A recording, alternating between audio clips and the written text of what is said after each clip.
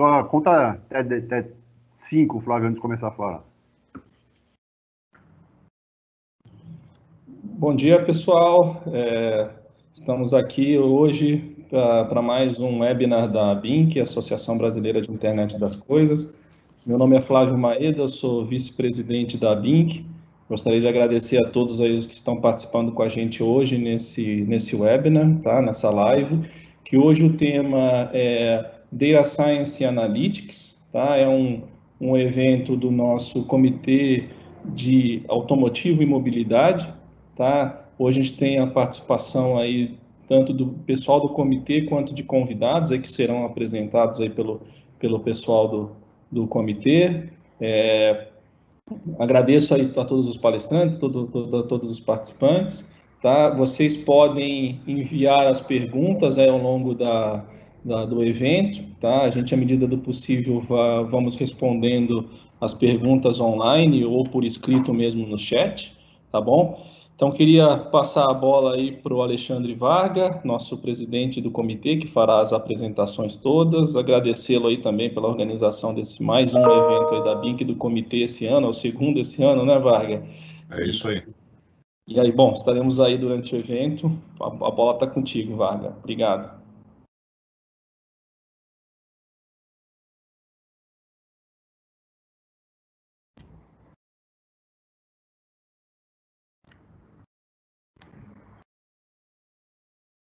Varga?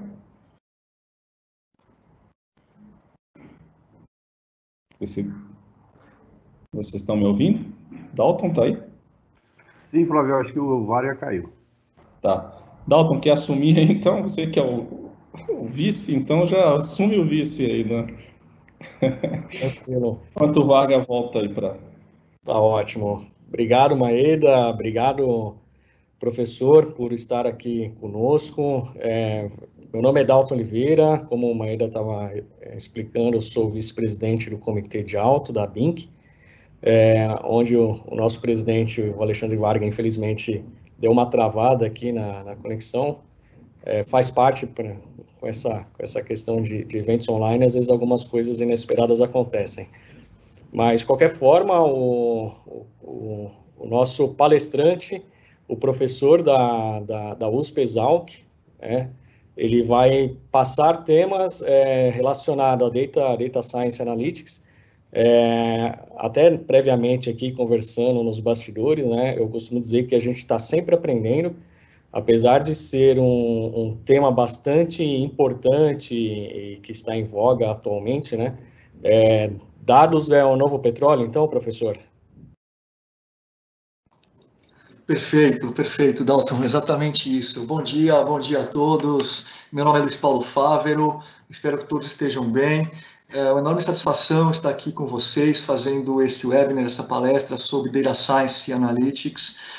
Quero, antes de tudo, agradecer aos membros da ABINC, Paulo Spaca, Flávio Maeda, Alexandre Varga, Dalton Oliveira, Alessandro Galvão e Ricardo Leite, sem os quais esse webinar não seria possível. Fico muito honrado, muito lisonjeado por ter sido convidado para participar desse evento. Quero também agradecer a equipe do PSEG, USP Exalc, Daniel Sonoda, o Lucas Cagali e o Caio Torquato por ter favorecido esse contato, essa relação. Eu sou professor titular de Data Science Analytics da Universidade de São Paulo e também coordenador geral do MBA em Data Science e Analytics da USP.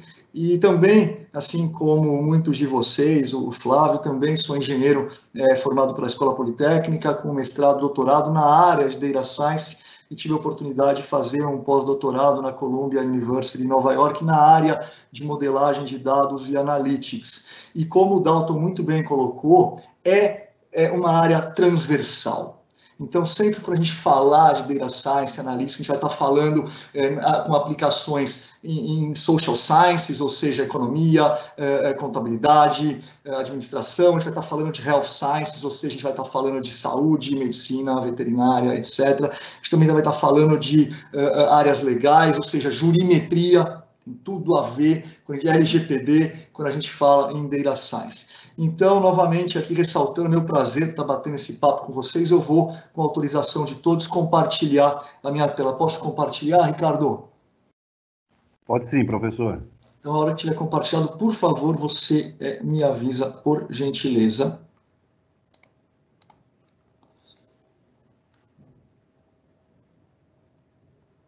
Compartilhou?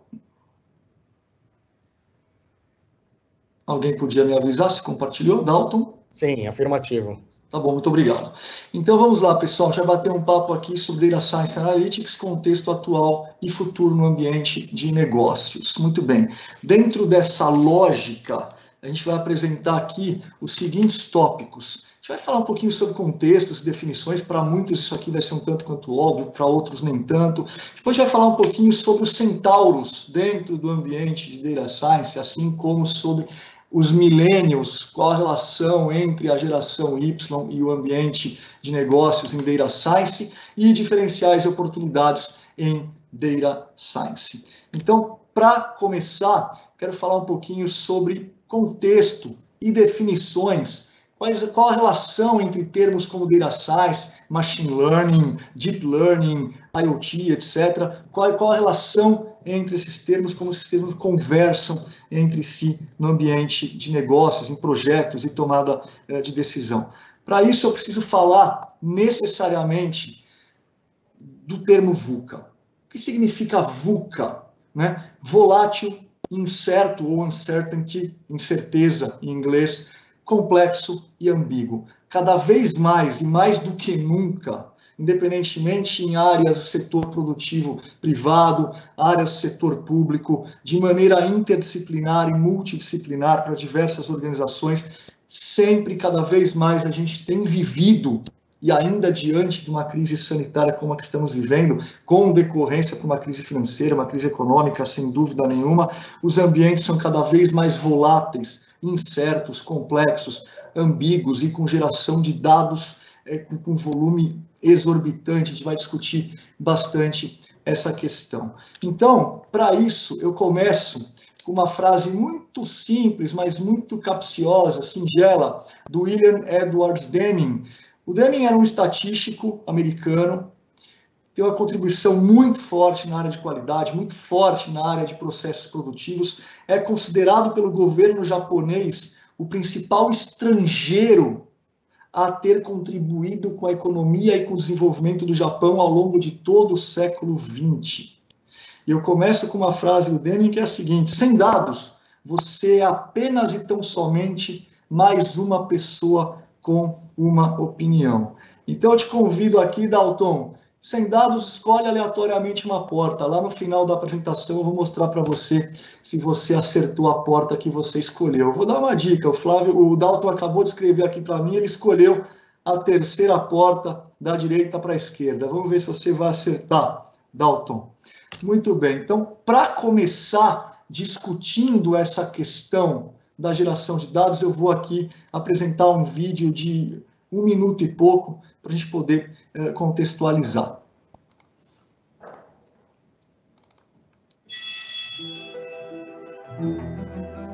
Eu sou uma revolução tecnológica. Esta manhã eu li mais de 4.000 artigos sobre leucemia em menos de 1 segundo. Milhares de novas leis foram publicadas ontem. Eu já conheço todas elas. Eu sei todos os detalhes de todos os relatórios financeiros públicos dos últimos 20 anos. Eu posso detectar doenças antes que os pacientes apresentem qualquer sintoma. Eu entendo eufemismos, idiosincrasias e metáforas complexas. Eu posso dizer o que vai vender bem antes de virar tendência na internet. Eu posso prever o tempo em mais de 2 bilhões de lugares ao mesmo tempo. Eu posso crescer com você, treinar você, melhorar você, instruir você. E eu estou só começando. Juntos, podemos repensar os limites do possível. Bem-vindos à Era Cognitiva.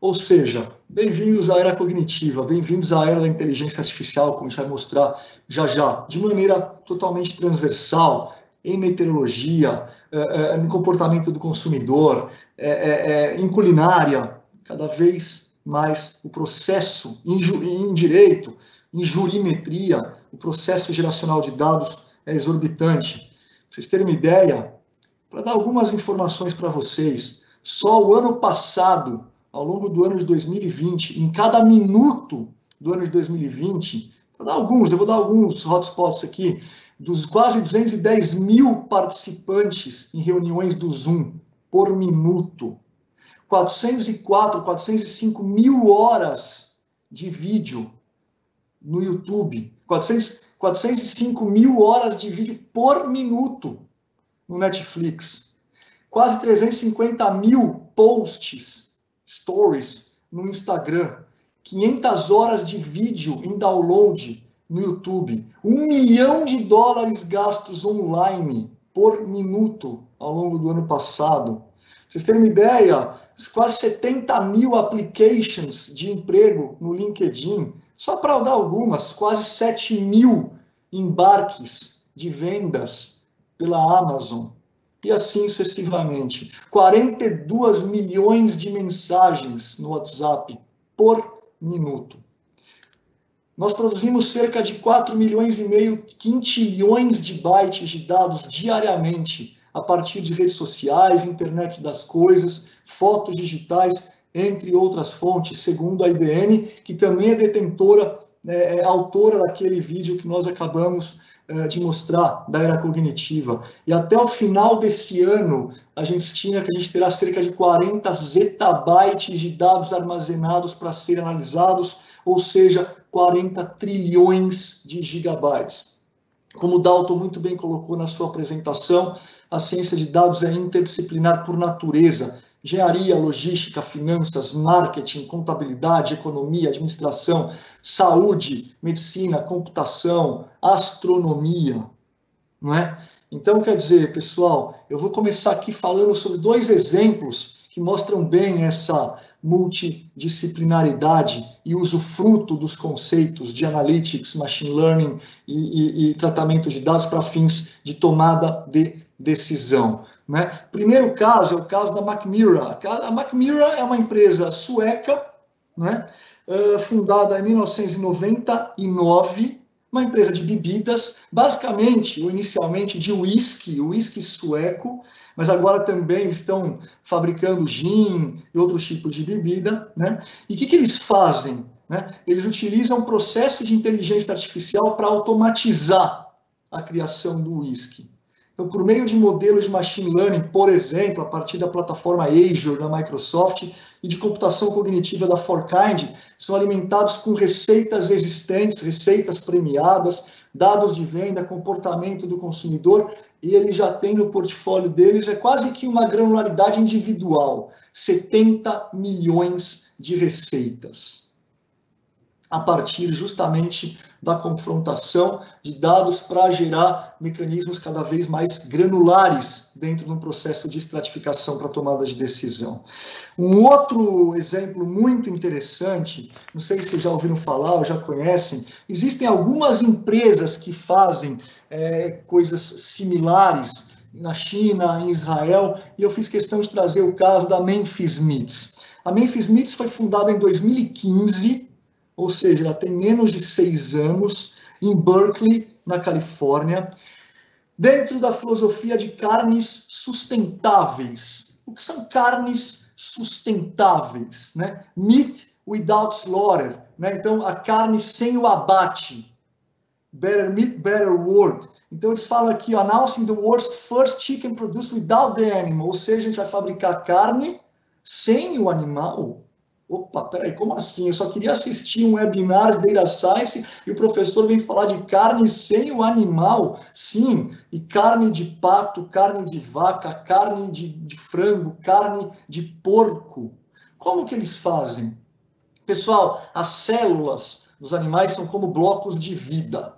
Então, toda a carne que a gente come são, obviamente, provenientes de células animais. Tá certo? E aí, como que eles fazem? Eles separam, eles extraem células de alta qualidade do animal, de um único animal, por exemplo. Eles cultivam essas células, alimentando essas células com os mesmos nutrientes que as células são alimentadas quando o animal come. É chamado esse processo de nutrição essencial. porque eles exatamente alimentam as células com que elas precisam para prosperar, eliminando etapas desnecessárias. Então, para vocês terem uma ideia, eles utilizam biotecnologia para induzir células-tronco a se diferenciarem em tecido muscular para fabricar as carnes em bioreatores. Então, pessoal, quem investe, para vocês terem uma ideia, quem investe na Memphis Meats? Bill Gates, Richard Branson, a Fundação Jack Welch. O Jack Welch faleceu ano passado, mas a fundação que leva seu nome. O Kimball Musk, que é o irmão do Elon Musk. Para vocês terem uma ideia, em 2017, ou seja, menos de 4 anos atrás, ou aproximadamente 4 anos atrás, 1 quilo de carne produzido pela Memphis Meats chegava a custar $40 mil, 1 quilo de carne. Então chega em casa e fala assim, hoje eu queria comer um hambúrguer com esse tipo, $40 mil, pelo amor de Deus. 1 ano depois, em 2018, já estava em menos de $5 mil o quilo, ainda realmente muito caro. Mas ano passado eles receberam um aporte de venture capitalists da ordem de $160 milhões para investir em produção, redução de custo e lançamento de novos produtos. Olha quem já utiliza a carne da Memphis Meats a partir desse processo que a gente está discutindo. Por exemplo, o KFC nos Estados Unidos. Então, vou passar rapidamente um vídeo também, cerca de 1 minutinho, para contextualizar isso que a gente acabou de contar. Esse vídeo está em inglês. Meat is a core component of the human experience, but raising animals for food is associated with a slew of problems for the environment, animals, and human health. At Memphis Meats, we are developing a way to produce delicious meat without the need to feed, breed, and slaughter animals. Our process is simple. First, we obtain animal cells, for example, from a tenderloin. We identify which cells are self-renewing and will be able to produce more starter cells in the future. We feed the cells nutrients, the same nutrients that all animals require to grow. This entire process will take place in a brewery. Similar to beer breweries, our facility will be open to public tours. Once the cells have grown, voila! Delicious protein-packed meat is ready to be cooked and eaten. Because we won't need to feed, breed, and slaughter animals, we can avoid many of the problems of conventional meat production. And we expect our products to be better for the environment, the animals, and humanity. Join our movement by following this link. Better meat, better world.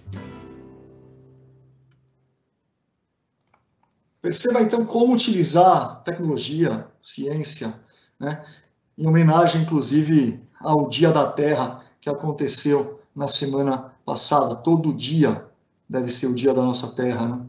Muito bem. Vamos falar um pouquinho sobre a relação, então, entre esses termos. Machine Learning, inteligência artificial, Data Analysis ou Analytics, estatística, algoritmos, Data Mining. Falar um pouquinho sobre a relação entre esses termos. Quando a gente fala de Data Science, de maneira geral, a gente está falando de, basicamente, um tripé, né? Então, a gente está falando de 3 vertentes que correm em paralelo. Analytics, ou Data Analysis, e esse primeiro pilar corresponde basicamente aos fundamentos das técnicas. Então, fundamentos estatísticos, fundamentos algébricos, fundamentos econométricos, fundamentos de pesquisa operacional, fundamentos de cálculo, tá certo? Esses fundamentos estão dentro do primeiro pilar, Analytics. Só que o Analytics pelo Analytics parece aquela disciplina de primeiro ano de graduação, que todo mundo fica com trauma da estatística, porque a gente está fazendo, por exemplo, um curso de medicina, ou de engenharia, ou de economia, e o professor vem na lousa e fala, pessoal, uma amostra de 100 abelhas. Aí você fala, peraí, eu estou fazendo economia, abelha, não que não tenha relação, mas, por favor, vamos contextualizar, né? E aí já começa aquele trauma, tem que fazer aquele mundo de cálculo, que é importante, claro que é importante, mas naquele momento, muitas vezes, o pessoal não falou para a gente qual era a aplicação, ou qual era a importância que a gente vai suar lá na frente no mercado para poder enxergar a importância daquilo para implementar códigos, implementar algoritmos e gerar processos de decisão. Então, o segundo pilar, justamente, é o pilar de métodos e algoritmos. E aqui envolve, inclusive, a parte de programação. Por que você automatiza processos? Porque você pode criar web crawlers, porque você pode criar robôs, porque você pode fazer com que a máquina aprenda a reconhecer padrões a partir da estrutura do seu dataset, padrões esses que podem ser aprimorados a partir dos próprios algoritmos. Ou seja, a gente está falando aqui de instrumentos de machine learning, a relação entre o analytics e os mecanismos de implementação desses códigos ou desses processos de codificação. Então, machine learning, qualquer processo de reconhecimento de padrão, seja um processo diagnóstico, a gente fala, por exemplo, dos modelos não supervisionados de machine learning, ou modelos que não têm capacidade inferencial, uma análise de cluster, uma análise fatorial, uma análise de correspondência canônica, que leva em consideração apenas um diagnóstico para fins de alocativos de determinados indivíduos, empresas, comportamentos, mas sem que haja capacidade inferencial, preditiva, nos modelos não supervisionados. Por outro lado, você também pode fazer usufruto da supervisão das observações já presentes em determinada base de dados e fazer inferência ou previsão para outras observações não presentes naquele dataset, como, por exemplo, por meio do usufruto da estimação de modelos supervisionados, entre os quais os tradicionais modelos regressivos, mas também entram aqui os modelos logísticos, redes neurais, bagging, boosting, random forest, modelos multinível, e aí, dependendo da densidade ou das múltiplas camadas de operação em que pese a capacidade computacional extremamente demandante, ainda assim você pode partir para modelos supervisionados de machine learning, do tipo redes neurais ou redes neurais artificiais em múltiplas camadas, utilizando muitas vezes, inclusive, conceitos da própria natureza, como o próprio nome diz, redes neurais, florestas randômicas, random forests, árvores de decisão, e aí você então parte para os ensemble models, modelos combinados, e dentro desses ensembles você pode, inclusive, contextualizar o deep learning, que, na verdade, é o reconhecimento profundo de padrões a partir de mecanismos integrados ou de múltiplas camadas. Muito utilizado, por exemplo, para reconhecimento de imagem, reconhecimento facial, etc. E o terceiro pilar, Big Data, ou grandes dados, mas eu não gosto dessa tradução, eu prefiro realmente chamar de Big Data. Por quê? Quando a gente fala de Big Data, o pessoal comumente relaciona apenas e tão somente com volume gerado. Ah, eu tenho uma base de dados monstruosa aqui, nossa, eu estou diante de um Big Data. Não, mas a base, por exemplo, é estática.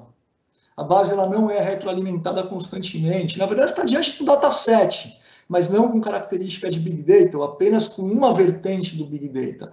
Para você caracterizar de fato a filosofia, o conceito Big Data, você precisa ter volume efetivamente considerável, você precisa ter velocidade com que esses dados são gerados e alimentados em tempo real no seu dataset. Você precisa ter variabilidade, ou seja, estocasticidade, né? Um processo muitas vezes aleatório na caracterização geracional desses dados, e ao mesmo tempo variedade, ou seja, múltiplas fontes.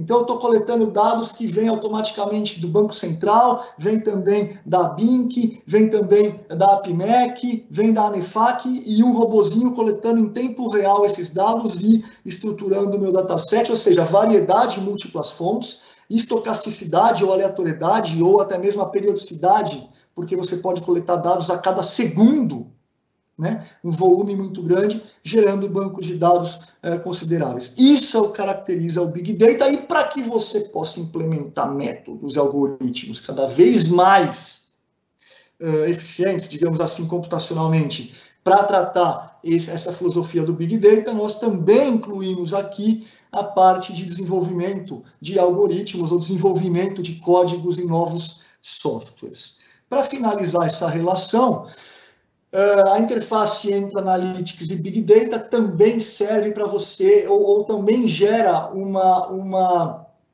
condição que você precise efetivamente fazer uma mineração, um tratamento preliminar desses dados, porque é ingênuo achar que o dado vem pronto para ser tratado, é muito inocente, isso é exemplo de livro, né? Então, quer dizer, um processo de mineração desses dados, um processo de tratamento para convergência desse dataset, ou data wrangling, como a gente fala, um processo de manipulação preliminar dentro de data mining, é a relação, é o que representa a relação entre analytics e Big Data. Muito bem, falamos então de analytics, falamos de métodos e algoritmos, ainda que de maneira superficial, falamos de Big Data, coloquei ali métodos e algoritmos, como por exemplo, dois softwares, são os dois softwares mais utilizados em analytics no mundo, e são plataformas gratuitas, o Python, o R, mas ferramenta, você pode muito bem utilizar o SAS, o Stata, o Minitab, o MATLAB, o SQL, o C++, o Julia,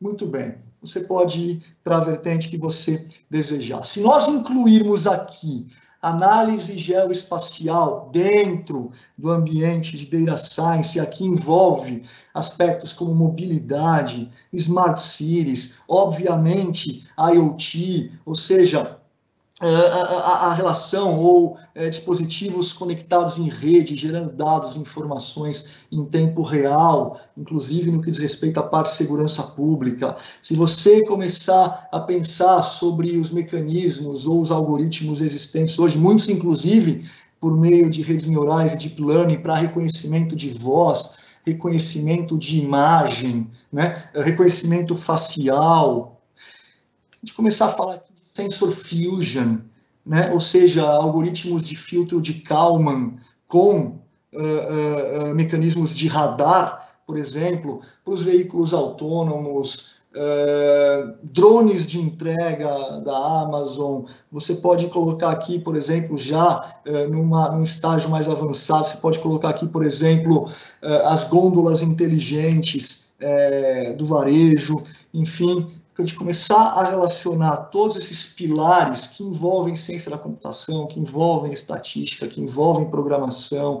A gente está falando aqui de computação cognitiva ou inteligência artificial, tá certo? Inclusive com aspecto de robótica, que podemos também incluir. Quer dizer, é uma área em que o céu realmente é o limite.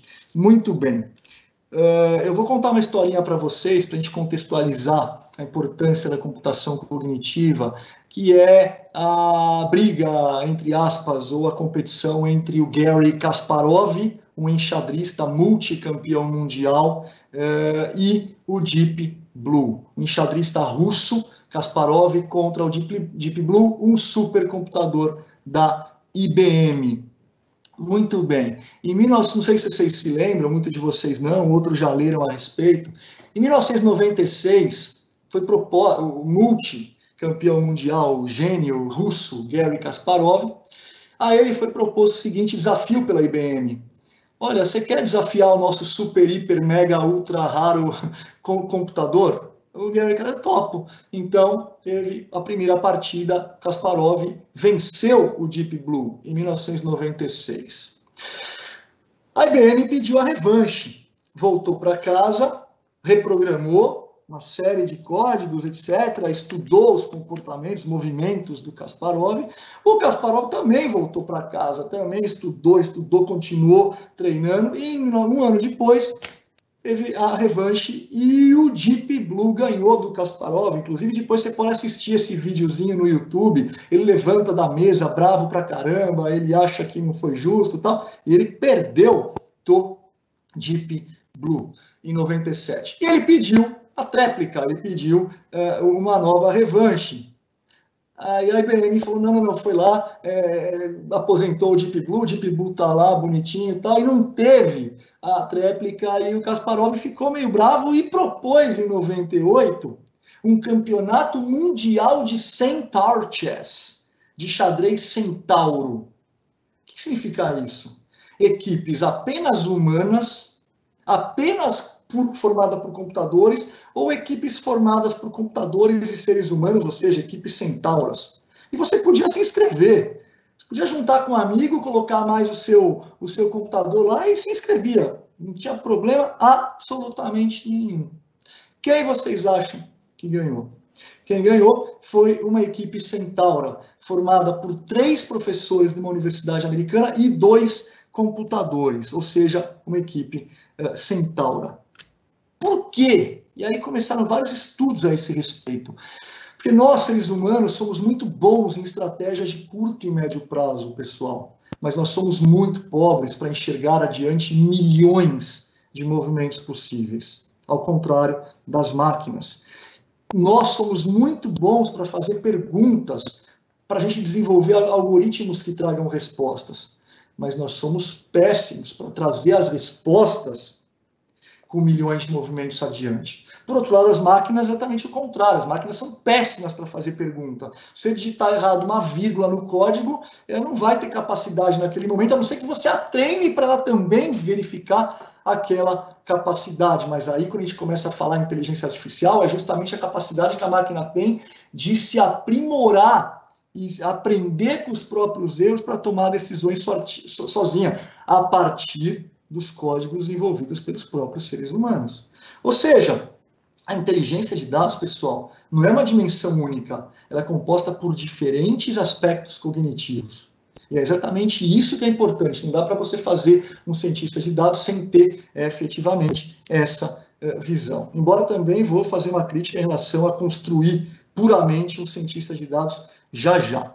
Muito bem. E aí o céu novamente é o limite. Modelos de negócios baseados em Big Data Analytics e computação cognitiva.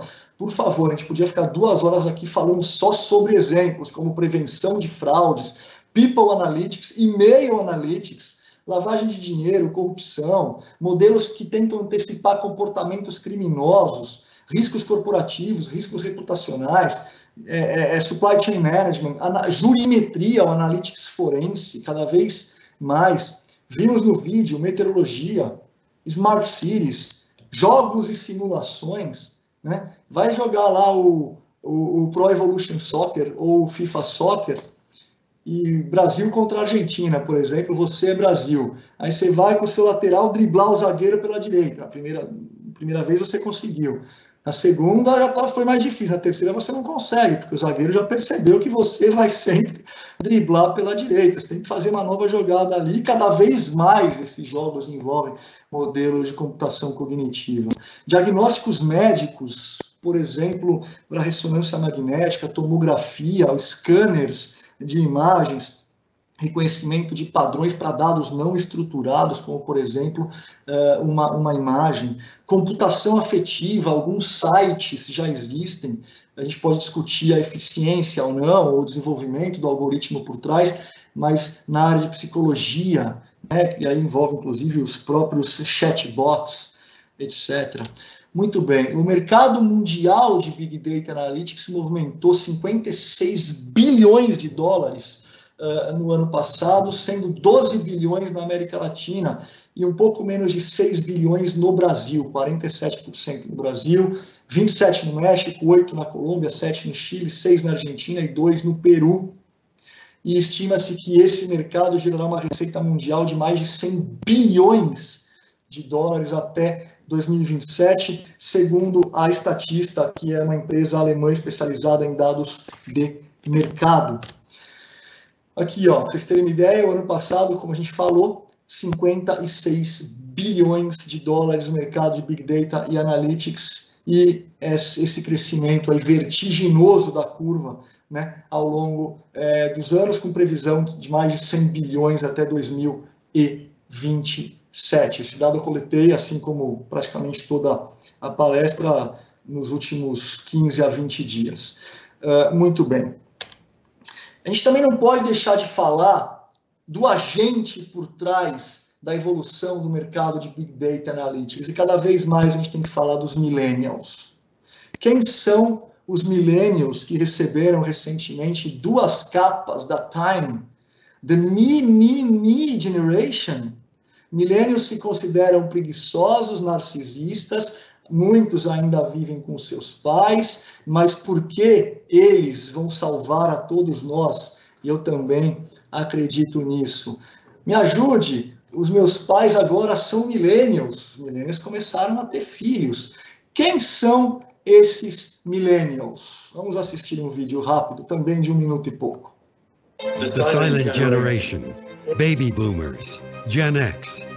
These generations have all had their time in the sun, but there's a new flock on the horizon. The millennials.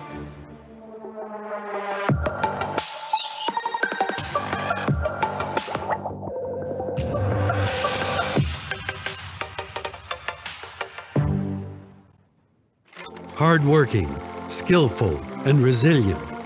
These are adjectives that have never been used to describe the millennial. Born between the early 1980s and late 90s, millennials have been shaped by technology. It's noon. Time to start the day. After checking her emails, social feeds, and blogs in bed, the millennial springs to life and makes a quick, organic, vegan, gluten-free breakfast acai bowl.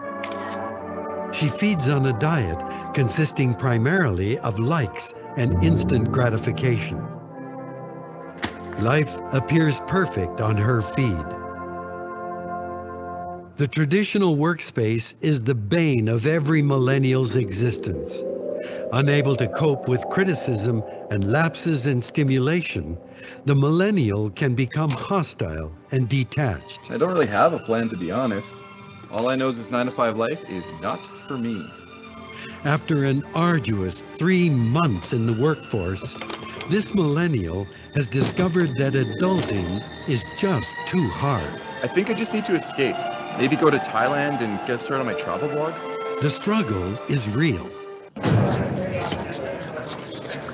This young male is on the prowl for a scarce resource, an unoccupied power outlet.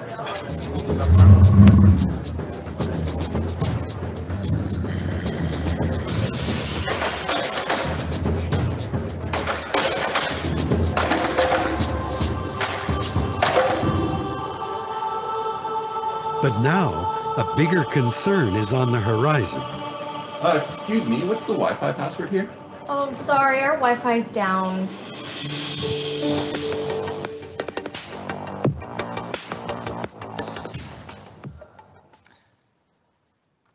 Então, quer dizer, a luta pela tomada, mas depois o Wi-Fi estava fora.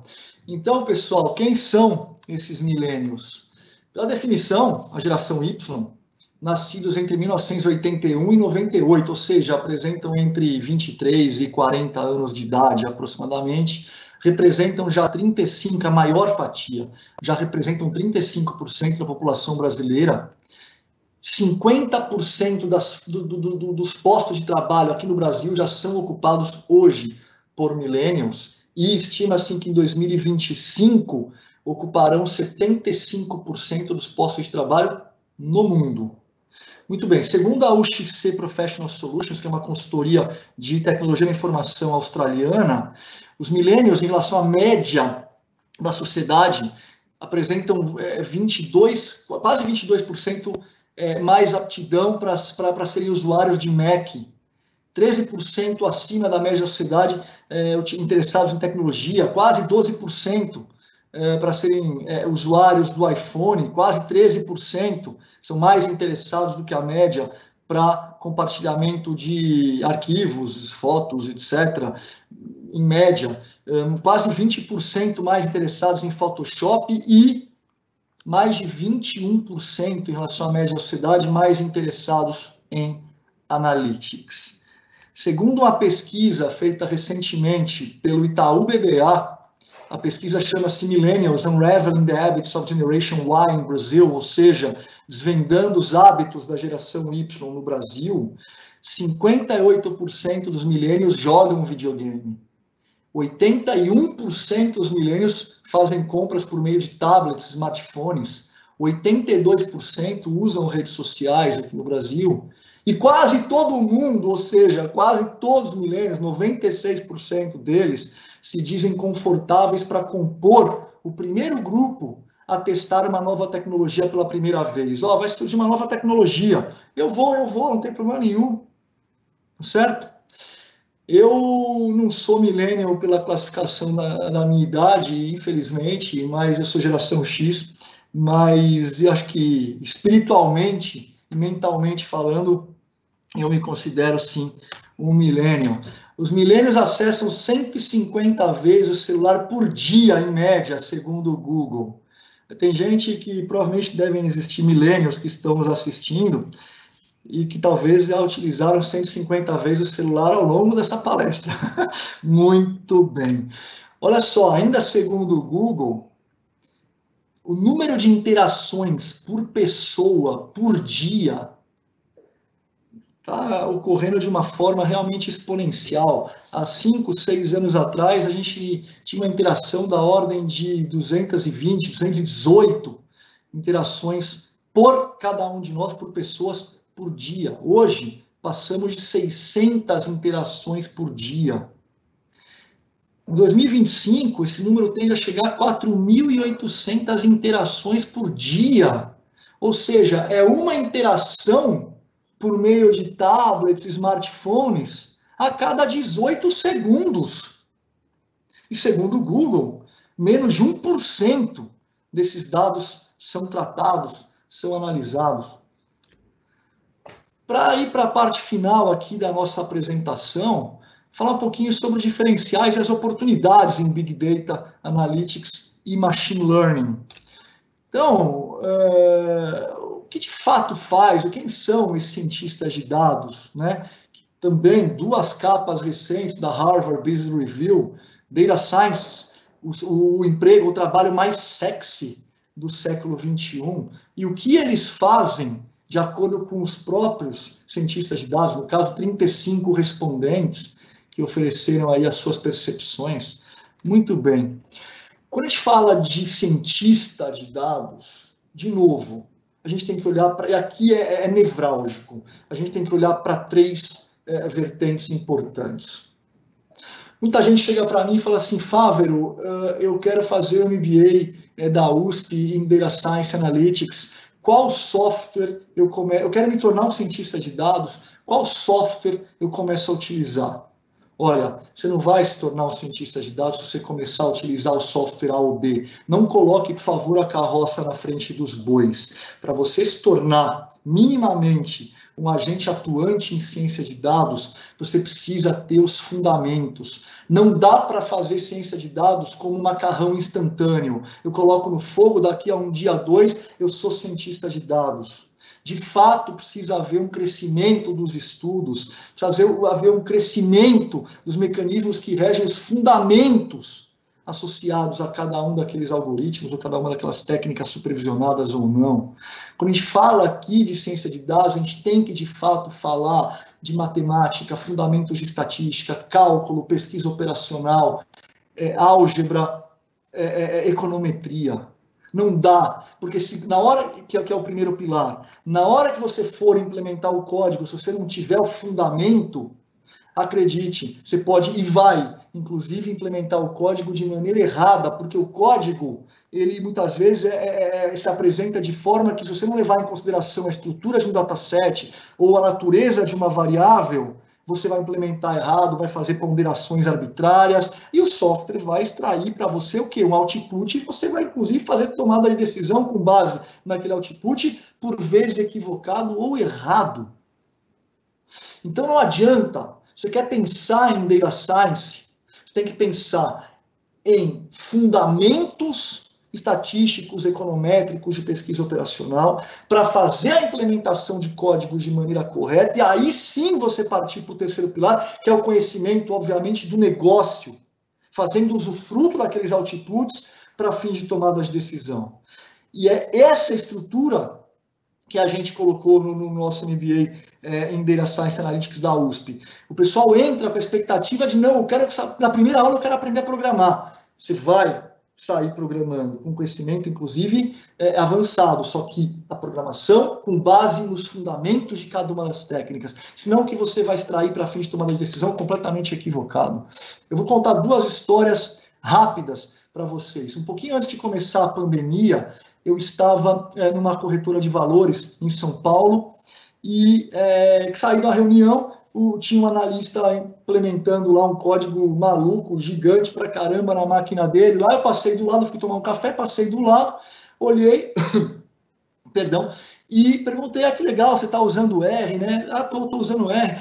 Que legal, você está fazendo o quê? Olha, não sei se... Você está fazendo o quê? Um algoritmo para composição de carteira, recomendações de compra ou venda de papéis de renda variável no mercado, etc. Ou você está fazendo aqui um valuation de determinada firma e tal.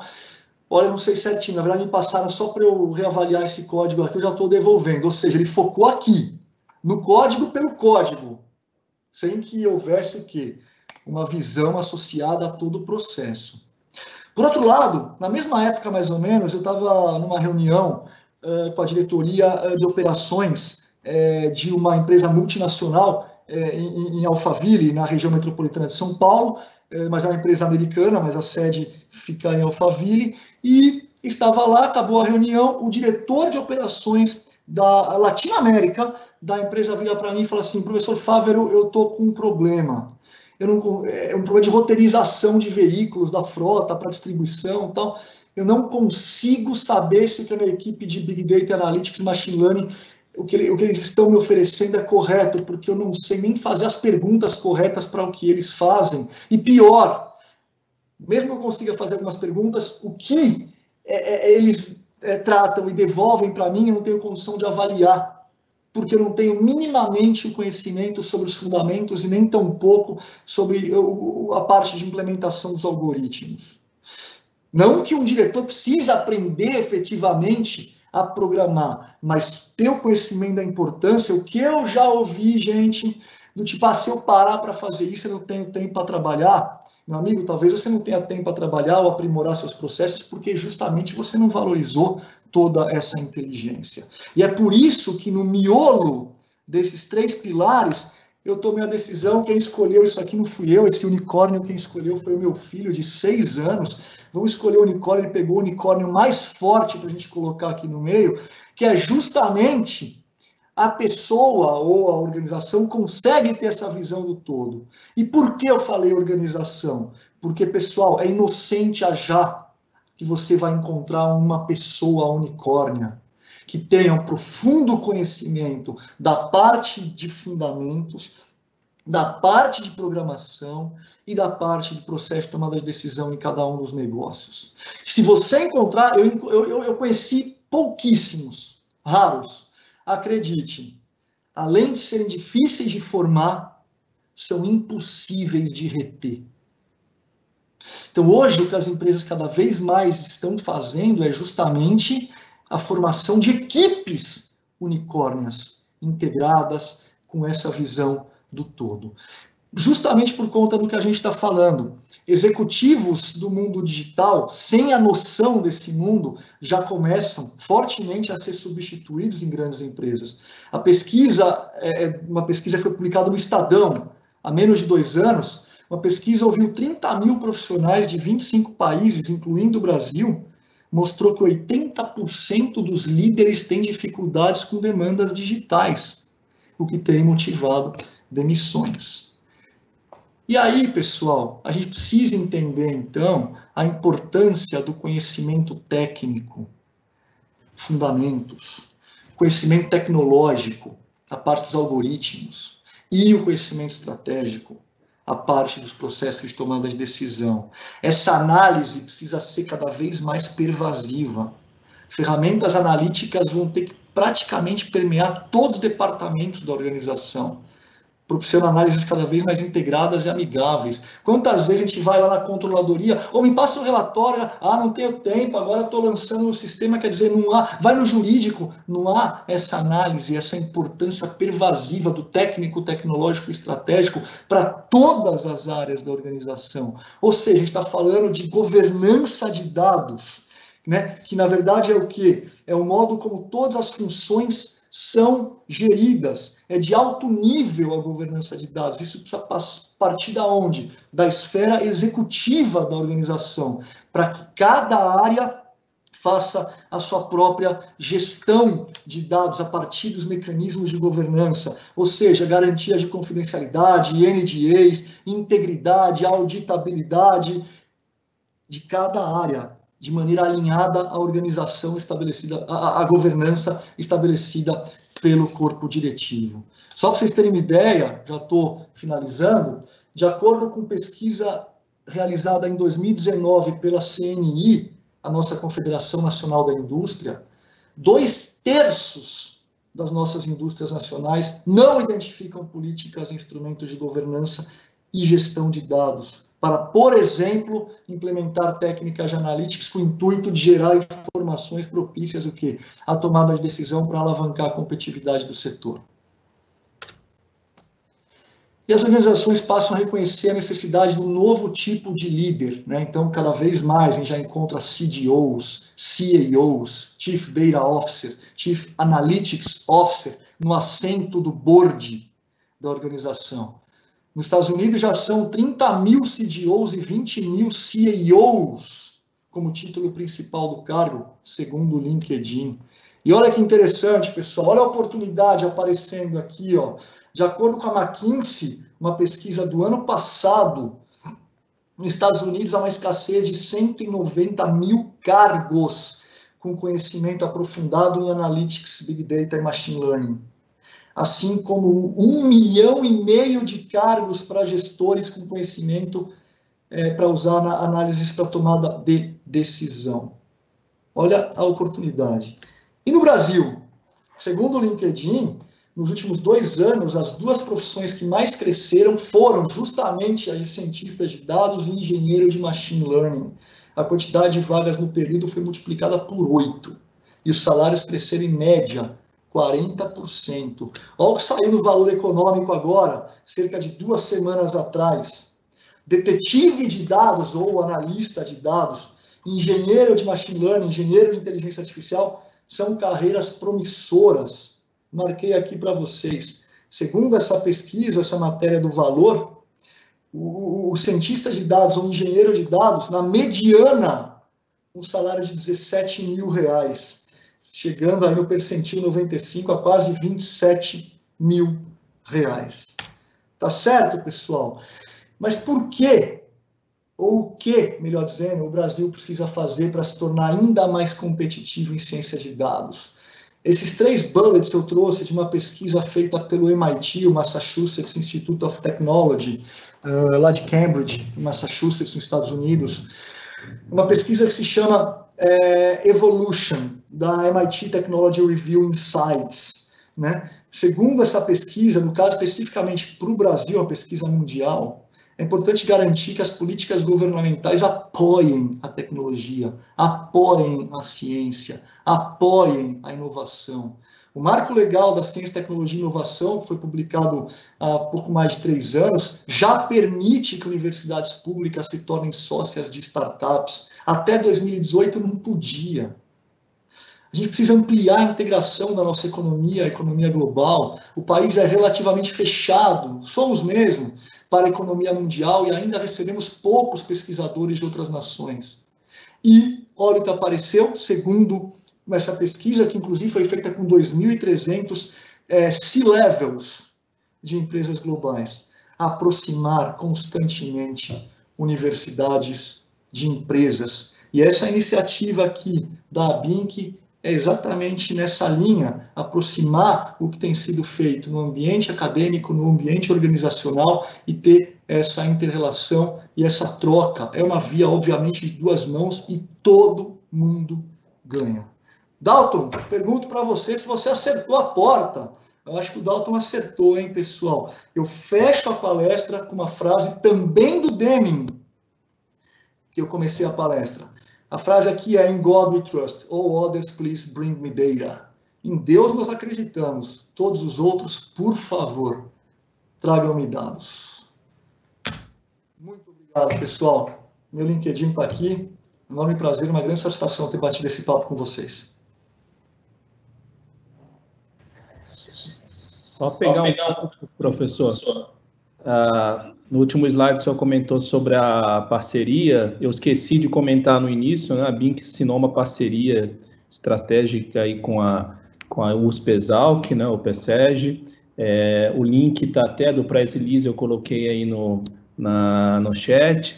E também, por meio dessa parceria, nós juntos estamos disponibilizando uma condição especial, um desconto para o MBA também, que está aí no link, quem tiver interesse, tá? Queria passar a bola de novo para o Varga, que o Varga teve um problema no início. Se quiser dar uma palavrinha aí, Varga, o microfone é teu.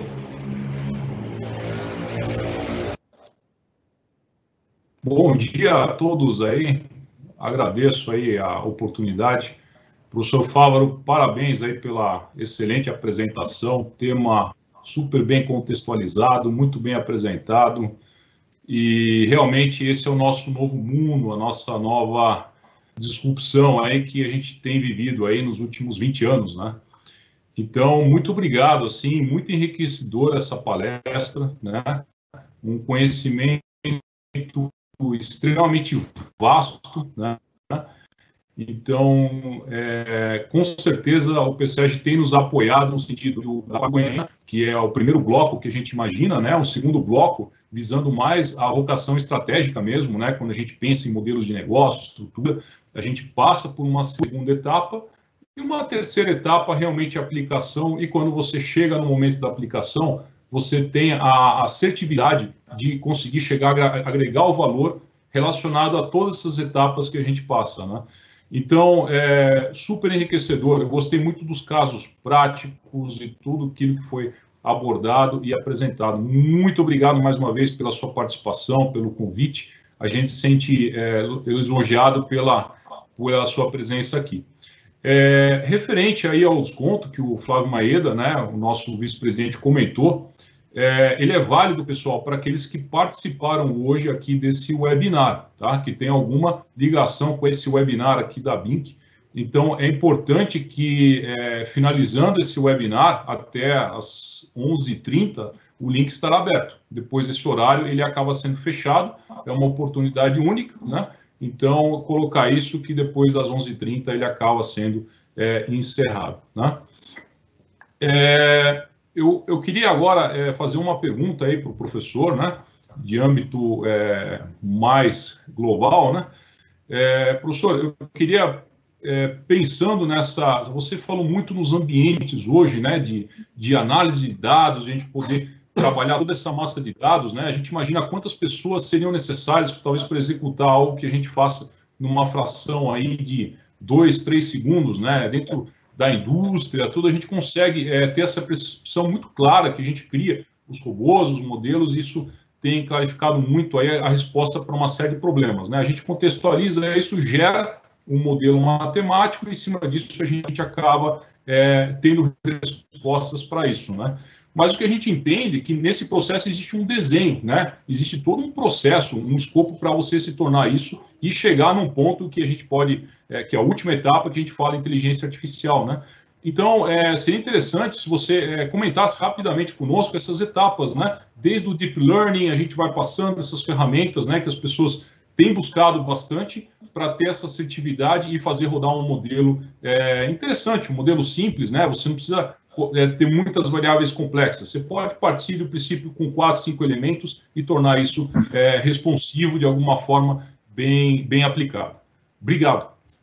Legal, legal. Obrigado, Alexandre. Obrigado novamente pelas palavras. É uma satisfação para mim enorme. Alexandre, a sua pergunta diz respeito à formação do indivíduo, o que eu preciso para avançar nessa área, ou do ponto de vista da organização, o que a organização precisa para estruturar uma área dessa natureza. Só queria convergir com você. Vamos imaginar a primeira etapa, né, realmente do indivíduo, né? Ele tem hoje uma outra formação, ele tem uma formação técnica, seja engenharia, estatística, administração, né? E ele está querendo mergulhar nesse mundo a fundo, trazer a realidade dele, matematizar esse modelo e realmente colocar isso como aplicação, né? O famoso cientista de dados, engenheiro de dados, e aí conforme o desenvolvimento do produto, né, a gente pode imaginar que a gente pode trazer o profissional e fazer essa aplicação. Então, é mais no sentido da formação do indivíduo. Tá? Legal, legal, perfeito, Alexandre, obrigado novamente. É a grande questão. A gente recebe perguntas dessa natureza, pergunta de $1 milhão, está coberto de razão, gostei muito, quase que diariamente. E a resposta vai começar pelo que não se deve fazer, que eu acho uma tristeza quando o pessoal faz, partir para a escolha do software. Porque a formação, aqui, se nós fizermos uma pequena enquete, vão ter as mais diversas formações aqui entre a gente agora nessa conversa. Engenheiros, contadores, economistas, médicos, advogados, administradores, e se eu não falei alguma outra, por favor, me perdoe, mas todas, e todas igualmente importantes, tá certo? Então, como partir, como migrar para a área de ciência de dados? Eu sou formado em medicina, em direito, em economia, qual software eu escolho? Por favor, você tem uma parede na sua casa, você quer colocar um quadro super bonito, você tem 2 martelos, ou às vezes você tem um martelo, uma chave inglesa, uma chave de fenda, ou sei lá o quê, ou você tem um martelo de ferro e um martelo de aço, e você vai ficar 2 horas refletindo sobre qual martelo você vai escolher. O importante não é a ferramenta. O que vai ficar bonito é o quadro na minha parede, na minha sala, vou colocar uma luz e focando nele, vai ficar super bonito lá. E ninguém vai te perguntar depois, você pregou com qual martelo, cara? Não. Então, fazendo essa analogia, o software é importante. Ninguém está dizendo que não é. É o que torna um meio mais factível, mas é meio, não é fim. A não ser que você queira partir para desenvolvimento de software. Não, a minha área, eu quero criar um novo software, eu quero ser apenas e tão somente programador. Mas aí, sabe qual que é o grande problema, Alexandre? Se você partir para essa decisão, você não vai estar criando massa muscular na sua carreira. Sabe por quê? Pelo seguinte, veja bem, há 15 ou 20 anos atrás, o R não era o software do momento. Como é que era, Dalton, há 20 anos atrás, o Python? Então, o que eu estou querendo dizer é o seguinte, se você olhar para os fundamentos de cada uma das técnicas, o que está por trás, abrir a caixa preta de cada técnica, a sua carreira fica imbatível. Porque você pode implementar no software A, no B ou no C, e inclusive a migração de um software para o outro sai muito menos traumática, sai que nem manteiga, para falar a verdade. Se você tiver o conhecimento sobre as técnicas, o que faz uma análise de cluster, o que faz uma PCA, o que faz um modelo preditivo. A gente sofre muito isso, Alexandre, na prática, quando o pessoal chega a queria contratá-los para fazer um algoritmo de inteligência artificial. Acabamos de finalizar um projeto, uma mineradora, para otimizar os processos de extração, etc. Criamos o algoritmo, já está estabelecido no sistema, mas sempre com a delimitação, com as condições de contorno, não é mágica. Agora, tendo os fundamentos, você quer implementar em quê? Em Python? Está aqui. Em R? Está aqui. Não que seja fácil, mas sai muito mais fácil. Amanhã, o R é descontinuado, não estou dizendo que vai acontecer isso, mas amanhã o R o Julia cresce, amanhã o Elon Musk vem e coloca uma outra linguagem gratuita chamada Musk Enterprise, sei lá o quê. E você focou no software? Não foquei no software, foquei nos fundamentos. Eu vou lá e, de maneira muito mais natural, eu implemento aquela codificação, eu uso a ferramenta de maneira muito menos traumática. Portanto, a minha recomendação é, o V0 é o seguinte, com toda a humildade, mas eu falo isso, o V0 não é criar um algoritmo de 5, 10, 15, 20 linhas, postar numa rede social e viver de like.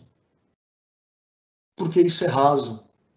O V0 é estudar os fundamentos, porque como consequência nós vamos ter o quê? Nós vamos ter a implementação desses códigos de maneira muito menos traumática, porque, de novo, é meio para que se chegue ao processo de tomada de decisão. Então, é olhar, o V0 é olhar para os fundamentos de cada técnica, e não um macarrão instantâneo. Aí, como segundo passo, eu vou escolher.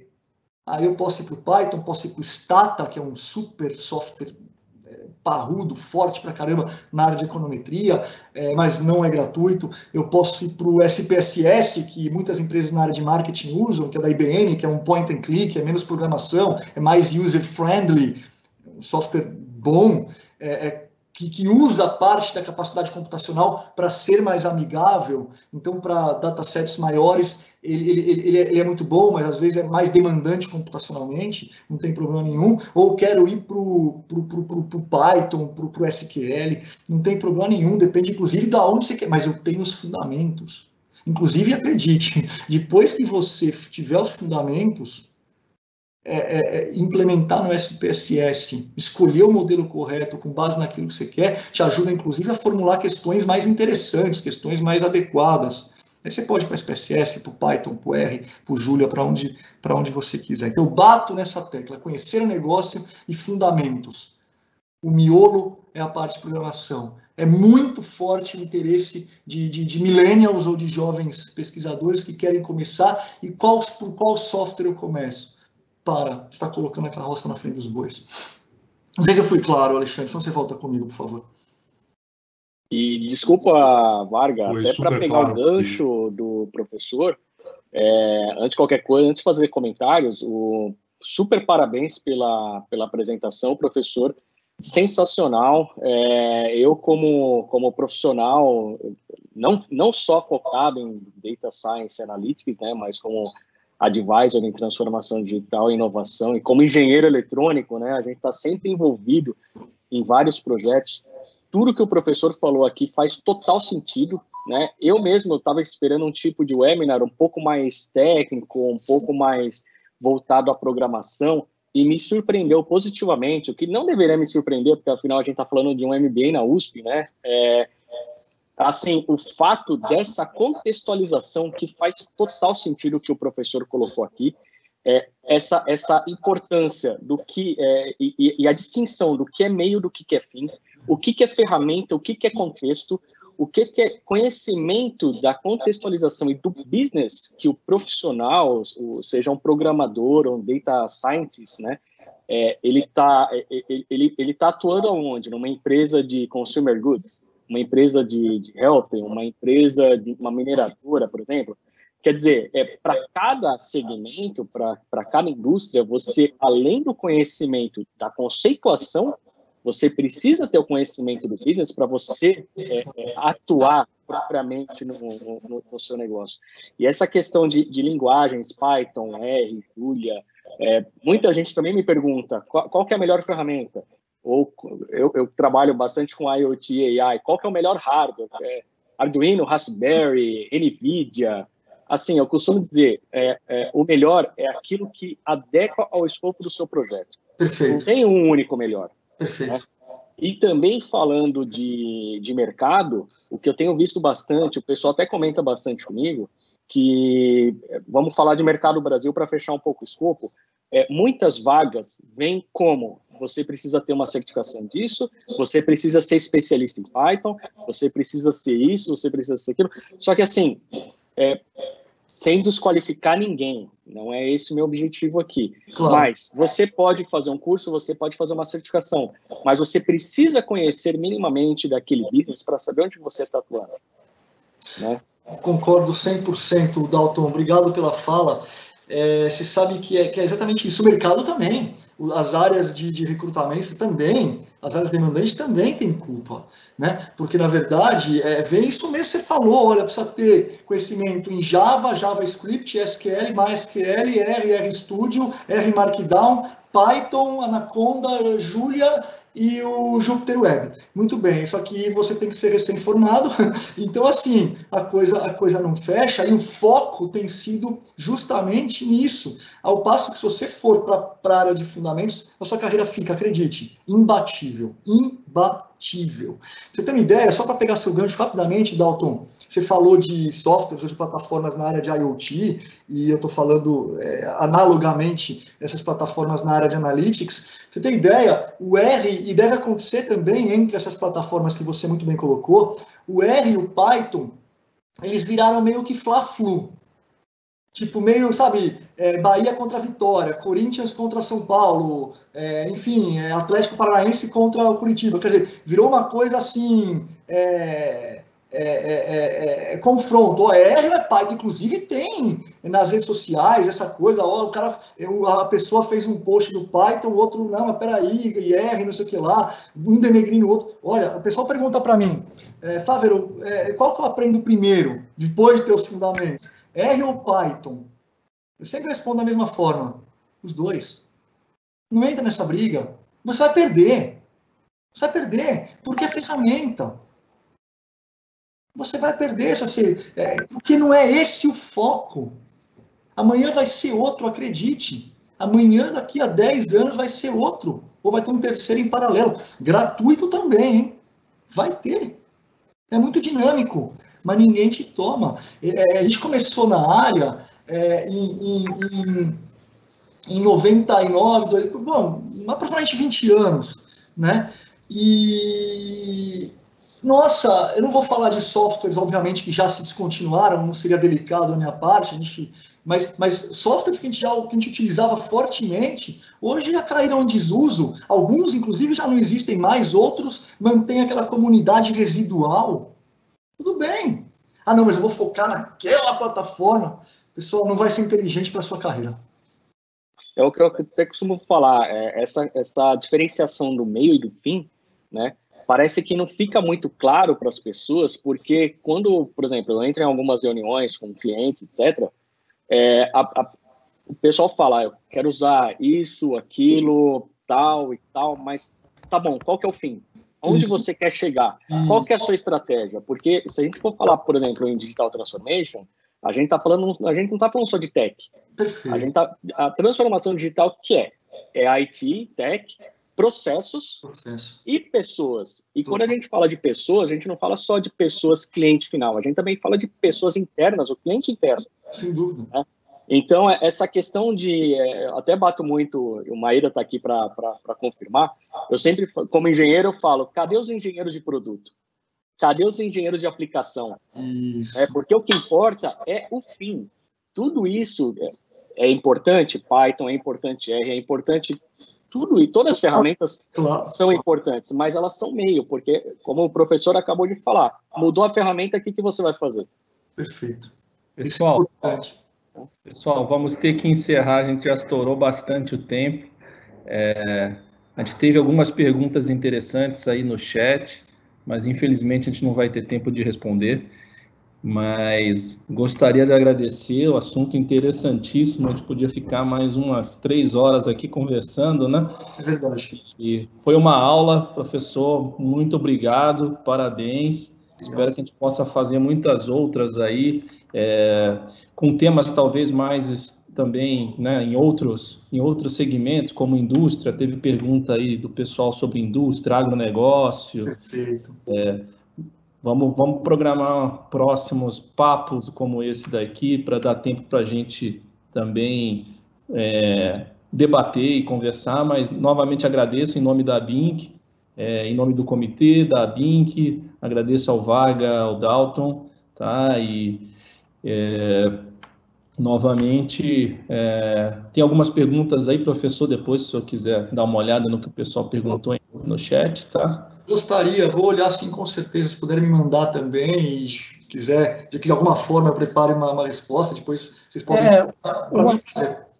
Uma proposta, uma coisa que a gente fez em alguns outros casos, foi colocar as perguntas na plataforma da ABINC Conexão IoT, que eu coloquei até o link aí no chat também, tá? Para o pessoal se inscrever, e a gente pode criar um post lá, colocar as perguntas, aí o senhor entra lá e responde também, tá? Depois eu te mando as instruções, eu vou copiá-las ali para... Combinado, farei isso com muito prazer. Tá bom, então, Spaca, nosso presidente, está aí com a gente também, não sei se você quer dar uma palavrinha final, foi responsável por toda a costura aí dessa grande parceria, tá? E aí depois a gente já encerra aqui para a finalização do evento. Obrigado, Flávio, mas a minha palavra é um agradecimento muito grande ao professor por ter feito uma excelente apresentação, desmistificou muito essa história de ferramentas e tudo mais. Parabéns ao Dalton, o Varga, por ter proporcionado essa palestra, e vamos nos preparar para as próximas. Parabéns, obrigado a todos que estão nos ouvindo, foi muito bom. Obrigado, Flávio. Um bom dia a todos e se cuidem. Obrigado. Tá fechado, Flávio, o áudio. Tá fechado o áudio do Flávio. Ok, obrigado, pessoal. Obrigado pela participação, pela toda a audiência. A gente teve aí por volta de 80 pessoas participando aí o tempo todo e com a gente. Tá? Muito obrigado novamente a todos os organizadores aí, principalmente ao professor Fábio também. Obrigado. Obrigado, pessoal. Obrigado, pessoal. Parabéns à liderança da BINC, Varga, como presidente do comitê, professor. Excelente, e vamos em frente. Se cuidem todos. Bom dia. Bom dia. Ótimo dia a todos aí.